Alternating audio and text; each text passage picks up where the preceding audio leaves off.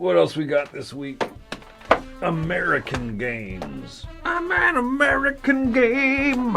This looks so promising. Oh no, this isn't a book. This is just a catalog. It has like UPC numbers and index numbers. 9221.gateway to the stars, parentheses 1979, ellipses 15. What is this for?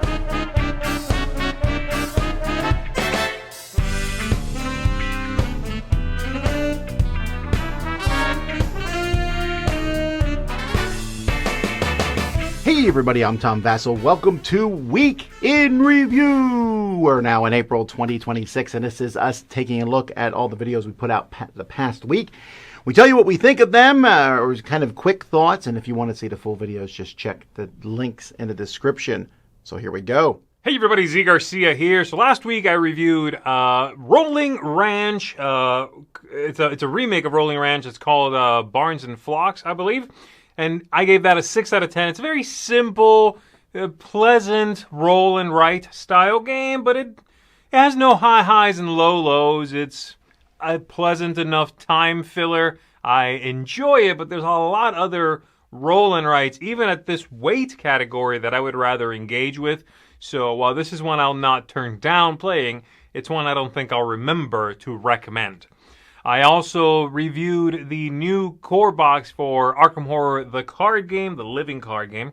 I gave that a 9 out of 10. I think it's a lovely new core box. It is compatible with everything that has come before, but it is also a new jumping on point. It allows the company that makes the game to have a sort of clean break from what came out before, which you're free to play and find and whatever. But then from now on, you'll be using this core box to play any upcoming expansions. And they really knocked it out of the park. It's a great production. There's a couple of niggling issues I had with it. But overall, the included tokens in the box, the included encounter sets in the box, new characters, new investigators that you'll be playing. It's a really nicely put together package. The story included in it has a lot of story in it. There's a lot of reading of the passages and the people you interact with. It's really excellent. So very much recommended, especially to somebody who's never played Arkham Horror, the card game, before. It's your time to jump into this game. This is where you jump in now, and I think the game has a bright future. And I also did then a video covering the extra deluxe bits and baubles for Grim Coven. Check that video out. No score there, but just, if you want to see the terrain and the plastic component upgrades and things like that and what I thought of them, check that video out as well. And that's it for me. Let's keep on rolling. Hey everybody, welcome back to Chris Time. This week, I took a look at cats knocking things off of ledges. 4. Bad game. Didn't really like it. I get that this is going to have super much mass appeal for a lot of people who love cats. I'm not a cat person. I didn't get the game. I'm also not a cat. I don't like knocking things off ledges. Here's a 4. Next up, though, Port Arthur, I gave a 7. This is a 2-player war game, asymmetric, takes place in the Russo-Soviet War, or the Russo-Japanese War, and it has a very interesting combat system I'd like to see used in more games. I thought it was really fun, really neat, some complications to it, but a 7 nonetheless.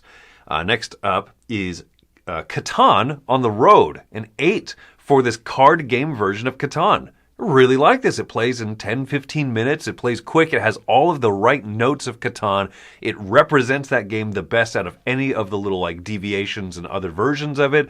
A review worth checking out for sure. Next up, Ghosts Galore, an 8 out of 10 for me. This is a neat little tile-laying game, plays over 8 rounds, and you're trying to connect different pathways, doorways with little railroad tracks, and then you're trying to also collect different types of monsters. It's just very pleasant, very quick. I like it. 8 out of 10. And then lastly, Azure. I give this one a 9. This is one of the best 2-player abstract games I've played in a long time. Trevor Benjamin and Brett Gilbert are these wonderful 2-player game designers, and this is one of the strongest entries they've had, I think, in quite a while. I love the simplicity, the card play, laying out these ghost stones. Very good game, 9 out of 10. And that has been my week. All right, guys, this week I took a look at 2 games. First up was Rolling Ranch. a subtitle in Portuguese, Barns and Flocks or something like that. Came in at an 8 on it. I enjoyed this. It's a reiteration of a previous version of it. I did see those familiar roots there. Kind of reminded me of like a Welcome to Light. So I enjoyed what it was doing. It's not one that I think I would play often, and I definitely put it more in like a filler roll and write category. But I found it interesting and am enjoying my more filler plays of Rolling Ranch. I was at an 8. I also took a look at the new Arkham Horror core box, Arkham Horror the card game, came in at a 9. Oh, you guys know I love this game. I love Arkham Horror the card game, and so of course I was a little apprehensive with the new core box. What does this mean? But ultimately, I think that this product is about two things. It's about preserving the future of Arkham Horror the card game, and as well as it is a great jumping on point for new people who perhaps are lost in just all the content that we already have for the game. So to provide that new jumping on point that's also kind of future-proofing the game a little bit, giving us a clean way to start and have new content in the future, I love it. I think they nailed the production on this, incorporating some of the ideas of past, like the little connection tokens and things like that, just kind of giving it a little bit of an ease to an entry. So for me, it was a 9, and I'm stoked about it. That's going to be it for me this week, so let's keep going. Hey, I'm Joey Evans, and here's what I reviewed this week. I just reviewed one game. It was Ghost Galore. Very cute. It's kind of, you build a dungeon in front of you. It's a tile drafting game, similar to Stone Spawn Architects. I enjoy this a lot. I gave this an 8. So that is the only game I reviewed this week. Hi, I'm Wendy Yee, and this week the review I was in was for Cats Knocking Things Off Ledges. And I gave this one a 5. It is a dexterity game that is very mass markety. It's going to show up at Walmart kind of thing. And it honestly is not as exciting as other dexterity games that I really enjoy. It doesn't have as much silly moments, and it doesn't have as many like strategically exciting moments. So there you go. That's a 5 for me. All right, let's go ahead and see who's next. Hey there, everybody. It's Mike DeLisio, and this week I reviewed 3 games. First up, we've got Grandma's Recipe, a small little card game from Carlo Rossi and Korea Board Games. Gave this game a 6. It's very cute, really nice production, cooking mama vibes going on with the theme. But ultimately, I didn't recommend it because I didn't feel like there was a whole lot of replayability in the game. I think you've seen pretty much everything there is to see after the first game, or certainly 2. But a cute game nonetheless. Up next, Snow Colony. I gave this an 8.5.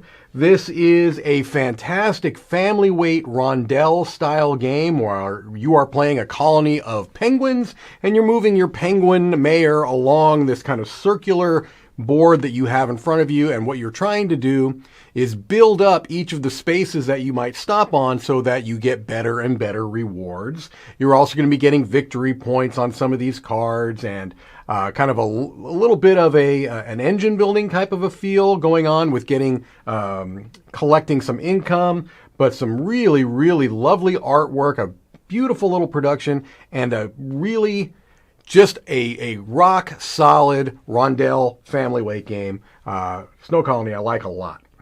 And then finally, Azure, which I also rate an 8.5. So 2 seals of excellence this week. This is coming from Bitewing Games, a 2-player pure abstract game. It does have a lovely look and a fantastic production, which is something I've pretty much come to expect from Bitewing Games. It's part of their Mythos line, 2-player line that started with a couple of Reiner Knizia games. And Azure is not by Reiner Knizia, but it is a game that kind of evokes some of the same feelings of games of his that I like. It's a very simple rule set, a very clean, elegant flow for the game, and it plays in a perfect amount of time, so much so that this is really, you hear this a lot, but this one is definitely true. You play it, you get to a finishing point, someone wins, someone loses, and you want to just re-up and do it again. Just a fantastic 2-player game, and really a continuation of a very good line, this Mythos collection from Bitewing Games. There you go. That's it for me. This is Mike DeLisio. Let's keep it moving. Alrighty, well, I reviewed Catan on the road this week, and wow, was I surprised at how much I liked a little card game that essentially, for me, replaces Catan. It's Catan in 15 minutes. And I know that's not for everybody, but I thought it was fantastic. A 9 out of 10. I also took a look at Aquatica Duellum, the 2-player version of Aquatica. There's some production things I would have fixed, but the back and forth I like a lot in this game, an 8.5. Then On Stage, this and Aquatica Duel, by the way, are both Dice Tower Essentials. A trick-taking game where you're changing where the position of people is on the stage, and that's going to change the trump in it. A fun game, an 8 out of 10. Then Ready, Set, Bet, Let It Ride. An expansion for Ready, Set, Bet. A small expansion that you can throw in. Fantastic. More powers, more stuff. I love it. 10 out of 10. And then I reviewed Azure. This is a game, an abstract strategy game from they made this whole line here of these abstract strategy games, and from Bitewing, by the way. And this one here, the idea of putting out these tokens, but you're paying cards to do it, but then you get cards and points. It's different. It feels different than any other game I played. There's a few minor things I didn't love, but I really thought it was a lot of fun. An 8 out of 10. I also took a look at Fortunes of Scoundrel Bay. This is a big game where you're moving your boat down a river, a pirate ship, and fighting monsters and using cards in different ways. It's a little more rote than I would like. It feels a little more constrained than I would enjoy, which I think is what keeps me from loving it. There's a lot of neat ideas in it. I thought it was fine, a 6 out of 10. And then I reviewed a bunch of kids games. So if you want to go check out that, there's 6 different kids games. I went back and looked at my original top 100, and it's from 30 to 21. A pile of mid games, I call them, where I'm going through the Board Game Geek, and I looked at games that were ranked 3,050 to 3,100. Are there any good games there? There are. Are there any bad games? Well, watch and find out. We also did our top 10 games that start with the letter N, and we did all our different live shows like crowd surfing, board game news, etc. We even played a game live, Formula E, which I hadn't played before. So that's what we played over this past week. Thanks for watching Week in Review. I'm Tom Vassell. We'll see you soon.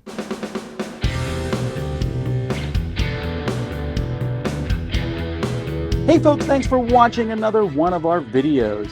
If you like our videos, if you like our channel, if you would love to game with us at one of our conventions, check out Dice Tower Cruise, Dice Tower East, and Dice Tower West. Fantastic conventions where we play games with wonderful people, a humongous library, and lots of other events and stuff. Also, don't forget to check out our channel, like and subscribe. I'm Tom Vassell. And action. All right, what's my motivation for doing this, Chris? Money. Money. All right. Money, dollar signs, dollar signs. What is this for? Oh, good, there's pictures. This guy, I'm back in on this book now. Ooh, I just had some garden salsa sun chips. Good thing this doesn't have smell-o-vision. I'll let you live this week.